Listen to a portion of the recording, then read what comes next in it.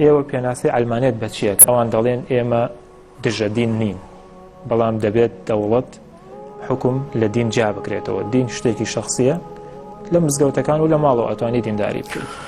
ئەلمانیەت بێگومان پێویستە لە سەرچاوەکانی خۆی تعریف بکرێت. ئەلمانیەت لە سیکۆلاریزمەوە وەرگیراوە.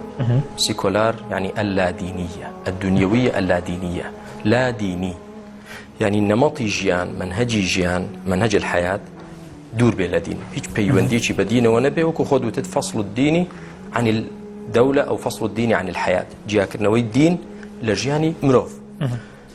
ئەلمانیەکان دوو جۆرن، هەندێکیان تەواو ئیعلانی ئەوە دەکەن کە دژی هەموو دینێکن، بە هیچ شێوازێک بە دین ڕازی نین، وەکو دەبینین لە چەندان وڵاتدا چۆن دژایەتی ئیسلام و مسلمان و حتا دژایەتی نەسرانیش دەکەن. لە فەڕەنسا هەرچی قسیس و هەرچی ڕاهی بە کوشتیان کە شۆڕشی ئەلمانیەکان لەوێ سەری هەڵدا نەکردەنها دژ بە ئیسلام بن.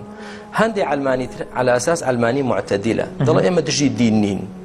طبعا ئەمەش قیناعێکە، پەردەیەکە، بۆی ناگونجێ دەنا دژی دینە، دەڵێ ئێمە دژی دین نین.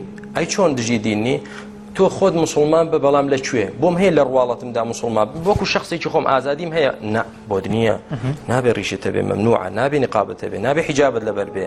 ئەمە چیە؟ بۆ شەڕواڵەکەت کورتە، بۆ ئێمە لە خۆشمدا ئازادیم، لە خۆشتدا نابێ ئیسلامەتی لە ظاهرت بێ، ئیسلامەتی لە ناو دڵت بە هەبێ، بیشارە و لە ناو دڵت پەیوەندی بینی خۆت و خوا مسلمان بە، ئێمە ڕێت لێ ناگرین. ئەمما کڕین و فرۆشتن بە گوێرەی شەریعەتی خوا بێ، و بەڕێوەبردنی وڵات بە گوێرەی شەریعەتی خوا بێ، ئەخلاق و ڕەوشتمان بە گوێرەی شەریعەتی خوا بێ، اقتصاد و ئابووریمان بە گوێرەی شەریعەتی خوا بێ، ڕیبایەتیانە بێ، فێڵیتیانە بێ، ئەو جۆرە شتانە دەڵێن ئەو ئیسلام پەیوەندی بۆ شتانەوە نییە.